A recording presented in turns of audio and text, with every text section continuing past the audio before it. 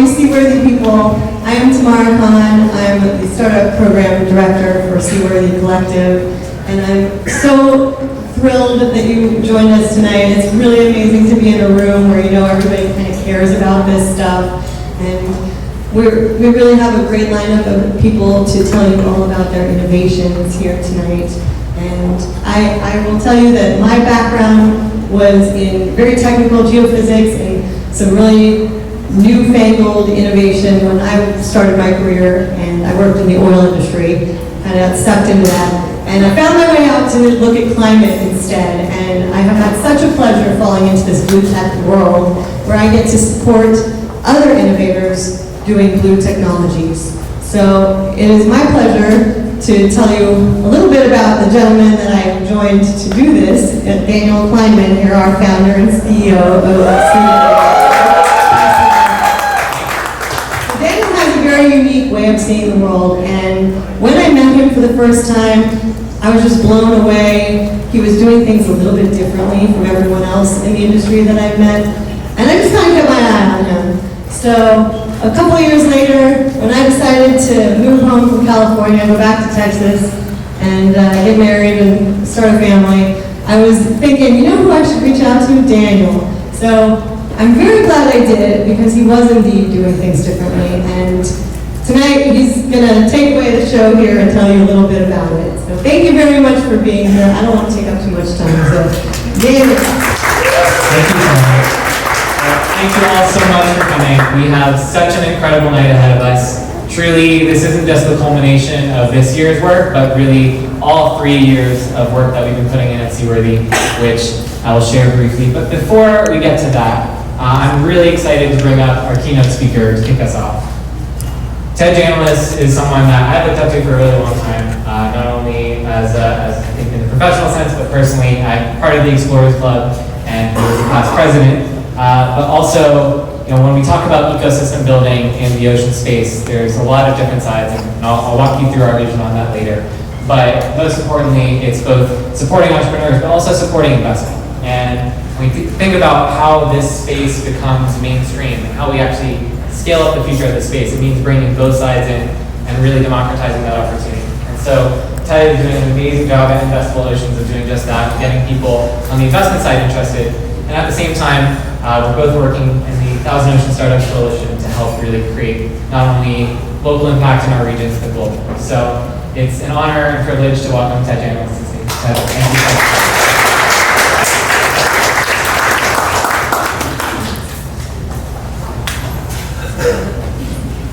Thank you very much.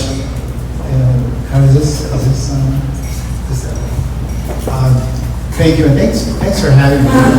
I am such a huge fan of what Daniel and the Seaworthy team have been doing, and each year it's like another string of amazing, improbable accomplishments that are just jaw-dropping. So it's a privilege to be here, and I love the energy of the innovation ecosystem. So this is a treat for me to be here.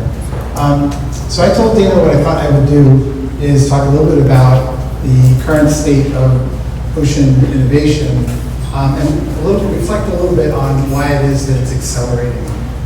He then came back and said, could you share a little bit of your journey also? And what I'd like to do is share a little bit of that journey in the context of a bunch of us who all grew up a certain way, and it underpins a lot of what we're doing. So to begin with, I was born with what I call the ocean gene, which means I can't walk past a body of water without jumping in and splashing and doing something. I suspect a bunch of you are also just curious. So a bunch of ocean people like that. But if you follow nature versus nurture debates on how we form ourselves, I actually happen to grow up in a pretty interesting time. So at the middle of it is Jacques Cousteau, and it's hard to overstate his influence. He brought the oceans into our living rooms in living color, adventures from all around the world. Everything was fresh, everything was new, everything was exciting. The media was so concentrated that it's really an irreproducible time in terms of an impact. Now, having said that, he was part of a broader urge to explore the oceans. By the 1970s, there were over 70 underwater habitats across the globe. Today, there's one, maybe two. Good news is there's a few on the drawing board, but it was a time when people really wanted to get down into places like Tectite with Silver Earl. James Bond went underwater. We had Thunderball, that was part of that whole Cold War thing in the 60s that was going on. And even Dr. Seuss's line of books talked about you will live under the sea. Now, some of their predictions did not age well. I think this might be, oh, there we can see it. You see that the author imagined that there would be fish boys in the future that would, like cowboys, be herding fish with little subs.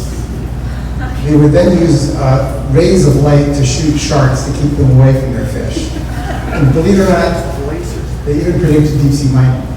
Interestingly, because that's obviously a really hot topic today, you can see here this gentleman at 5,000 meters very gently picking up manganese nodules, won't hurt anything, don't worry. But the only reason it was popular back then was not because they're actually doing it, it's because the CIA had a top secret mission with Howard Hughes to build a big fake mining ship to pretend they were going to take manganese nodules, but in fact they were covering a nuclear submarine that the Soviets had lost. So the Cold War, it turns out, played in a lot of different ways. Whoops. So when the Trieste in 1960 went for the first time ever to the deepest part of the ocean, the Mariana Trench, it was a partnership with the French and the Navy.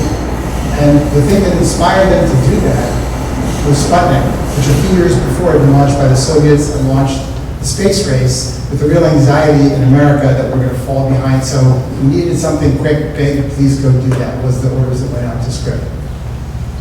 If you look at, since then, who's gone to the bottom of the ocean to Mariana Trench, for 60 years, nobody did it at all. And then the director, Jim Cameron, went down in 2012, largely self-funded. And then in 2018, Victor Scobo took the technology to a whole new place where you can now go up and down, and they've done dozens of dives in the 5 deepest trenches in the earth, one of them in the Mariana Trench. So if you look at this trajectory, it actually follows the space race too, if you think about it. It started with government, public finance, national interest, and gradually migrating into the private sector, which is a lot of what's happening in space. If you look at that through another lens and say, how are these developing in terms of where we're headed? Well, it's the same water column that they all went through, but it was different technology, different sensibilities, different things they were measuring, and a brand new golden age of exploration underwater. Having said that, tempered by our growing awareness that we have serious issues and challenges. So it's not quite the innocence of the last time around, but it's still a sense of wonder. And in the same way last time around, it found its way into the culture, it's doing that here as well. So when I reflect on why it is that I think things are accelerating right now in the innovation community, the bedrock to me are 3 things. It's hearts, minds, and wallets.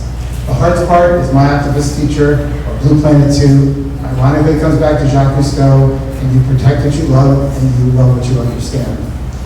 At the same time, you've got your minds. You've got the IPCC report here on the right, indicative of the first ways of really tying together this idea you can't fix climate without fixing the oceans. They're inextricably bound. Now you have to add biodiversity to it. So those 3 things are all coming together now in a very powerful wave. And I put a quote here from Amy Novogratz, who's been doing aquaculture with her husband Mike for 10 years now, the largest aquaculture fund out there. And Climate Week really was blue.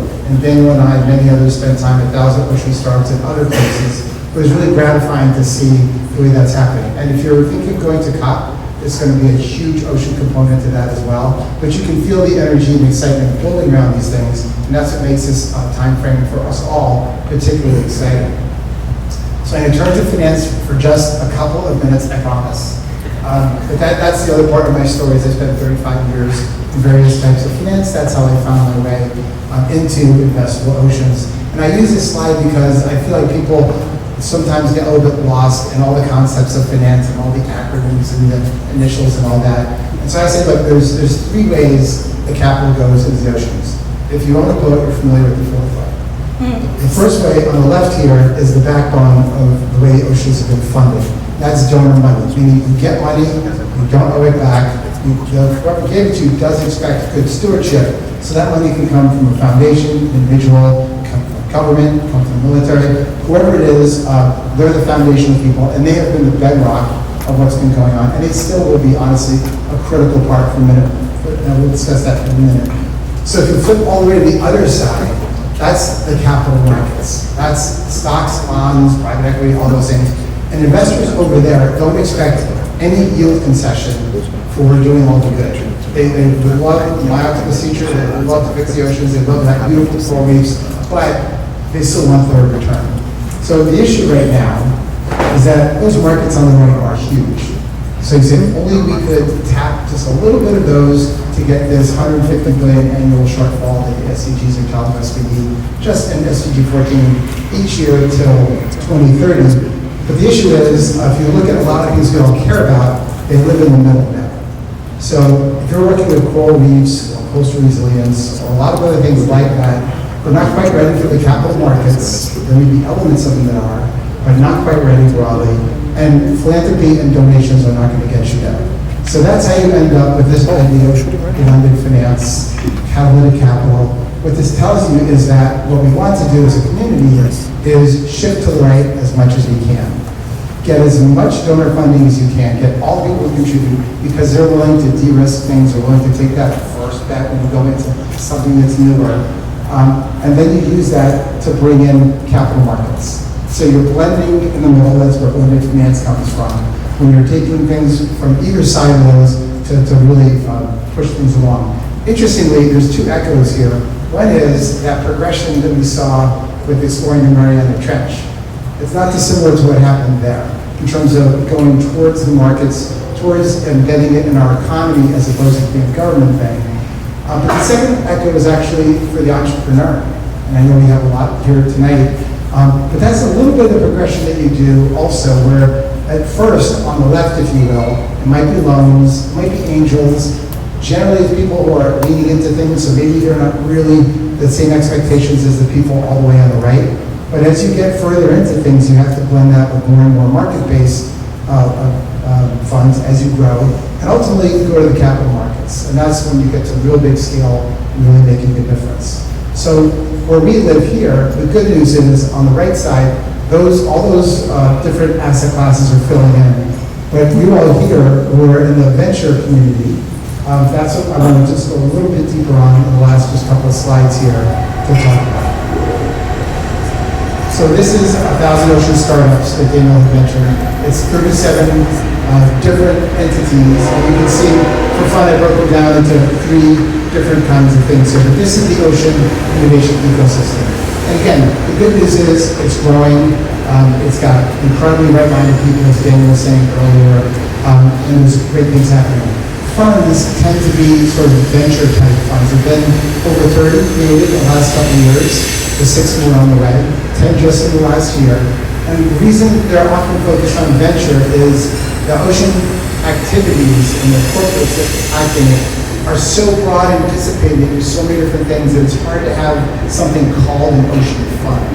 So you end up with the earlier stage companies where you can define something, yes, that's an ocean company. They're doing seaweed, or they're doing plastics, or they're doing offshore wind. You can define it that way, and therefore these end up being earlier stage funds. They come in all different shapes, flavors, and sizes. One other good development now is that a number of them, like SWEN as an example, and Ocean 14, are starting to focus on growth capital. And that's a big issue right now in the market is there's actually a reasonable amount of angel funding in very early stage, but then as you go towards those multiple valleys of death, that's harder capital to find for everyone, not just oceans. And so it's good news that that fund group is growing out in that way. In the middle, you have accelerators, incubators, and a big, I guess that's fuchsia, circle around Seaworthy because of who they are. But those are all totally different from each other. I mean, different things. And it depends on where they are. The ones that have programs in South Africa are different than Australia, are different than Singapore, are different than Miami. So it's the experience of place, what's your local economy. They can be global, but they also draw a lot on the local environment. And they've got very, very different models in terms of how they're supported. And I'd say that what you're all creating here in Miami is just a stellar example and a guiding star for everyone. And then on the right, you have platforms and funders. So Ocean Exchange, I saw Millie and Anna here. That starts tomorrow. That's an incredible competition. So another version of the innovation ecosystem where they have multiple $100,000 grants out, but more importantly, capital, as importantly, also engage and nurture and help people along and build a community. So all these things are working together. We're there, whereas as a platform, our role is to connect capital and companies and build the kinds of communities that Daniel's talking about. But there are different kinds of folks in that one as well. So the ocean innovation ecosystem is alive and well. It's accelerating for the reasons I tried to get at, but also stack that on top of history a little bit. The last thought I'll leave you with is if you take that last slide and just move it to the left, there's all these adjacencies. And you may remember seeing on the venture capital portion of the slide I showed, the one slide with the 3 different types of capital, that's a $200 billion market. So to the extent that people start seeing aquaculture as wet sustainable ag, as an example, which actually is happening, you can also tap into all that money that's out there already and get people investing across adjacencies. And that can be biomaterials, it can be decarbonization, a lot of things that work on land, work in the sea. And that's another way that I think will be accelerating over the coming years. So that's just a little bit of a helicopter ride through it. I don't want to take too much time because it's all about the innovators tonight. But I want to thank you all for listening. Also, if you have any questions, I'll be around all night.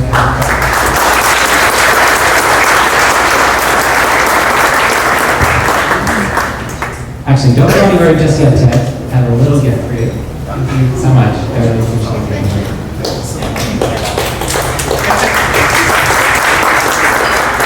All right.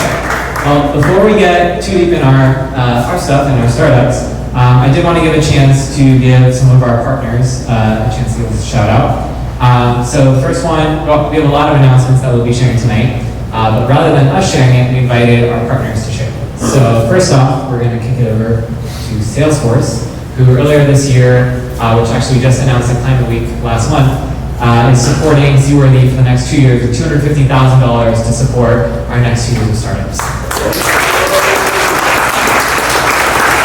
This is Ashley Monson from Salesforce. There we go.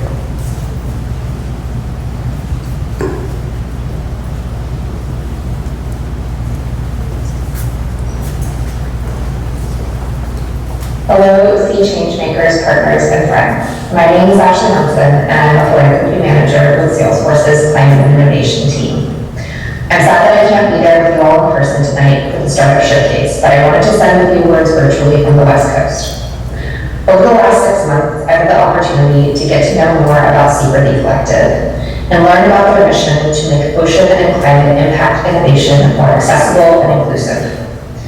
We're very excited at Salesforce to announce our new partnership with Seaworthy Collective and funding to help advance their programs and reach even more BlueTech entrepreneurs globally. Salesforce is committed to climate justice and nature restoration. We do this in part by supporting entrepreneurial support organizations like Seaworthy Collective that provide critical resources, tools, connections, and trainings to climate entrepreneurs that are leading the charge for climate action.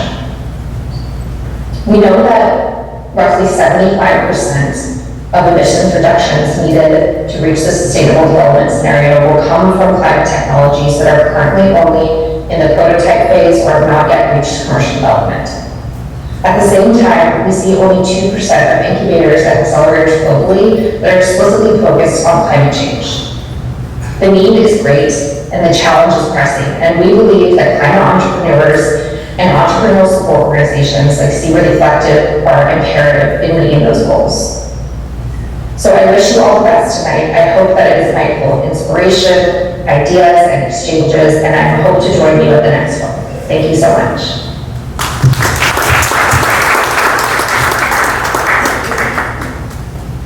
So there are others that are also supporting entrepreneur support organizations like ourselves.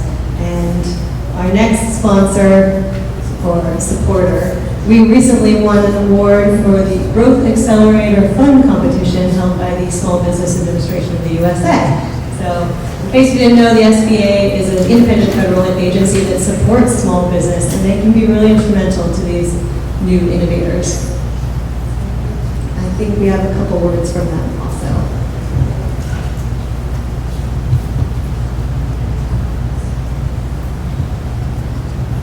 Hi, I'm Maura Shaker. I'm at the Office of Investment and Innovation and Small Business Administration.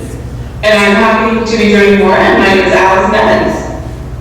And welcome to All Hands on Deck. We're sorry we can't be there in person, but we are thrilled for Daniel and Tamara and the rest of the Seaworthy crew for this event. And we want to congratulate them again on being Growth Accelerator Fund competition winners. So what that means is that Seaworthy has been awarded $200,000 to help spread the love, the great work that they do with more people in the community, and they're able to help more people, especially those who may not have access to the resources and opportunities that the innovation ecosystem offers. The Growth Accelerator Fund competition is one program that the Office of Investment and Innovation runs to help bring in founders from all different backgrounds. And Allison is going to tell you about a couple other programs we have at the SBA. Yeah, absolutely. So as Maura said, we are so incredibly excited that in our Office of Investment and Innovation, the Growth Accelerator Fund competition is just one of the programs we have to support our nation's most innovative, cutting-edge entrepreneurs like you all today, and also support our entrepreneurial ecosystem builders. So in addition to the Growth Accelerator Fund competition, we also have our federal and state technology partnership studies that are spread across the country, and also our regional innovation clusters. With all of these programs together, we are working towards building a thriving national ecosystem. So I'm going to give it back over to Maura to close us out. Well, again, congratulations, Daniel, Tamara, Seaworthy, and all the startups that you help support, and all your friends, founders, everyone working to contribute to the solutions to make our oceans better, bluer, greener, cleaner, and all those great things. Congratulations. Thanks all for the great work.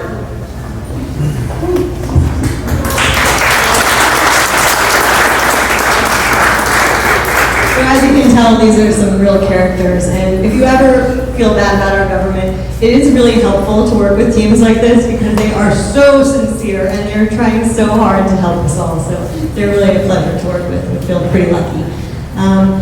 I also get to welcome tonight another part of government. We have Galen Schroer here from Miami-Dade County. From the Office of Innovation and Technology. Hey everybody, this is very exciting. You all, Daniel, thank you. The mayor is very excited about the work that you're doing. I work for Mayor Daniela Levine Cava, and she's very passionate about this and sees this as the future of Miami-Dade. And Daniel was one of the first people that I met when I was promoted into this job leading climate tech and economic innovation. And I'm thrilled to see what's happening because this is absolutely part of where our economy is headed. This is one of the most exciting things happening in Miami. This and the greater terrestrial pieces, right? We've started to quantify how much it is, and this is really $1 billion sector, like multi-billion dollar sector that we are going to pursue. And please pay attention. This is a space where you're going to hear other announcements, I think. In the future, the federal government is making massive investments, philanthropy is making massive investments, and I am excited to see what else we get tonight. So thank you so much. I also would be remiss if I did not say that Seaworthy was the first startup residence in Miami-Dade County. We invited them in with their cohort, mostly virtual, to come and sit on the same floor as the Office of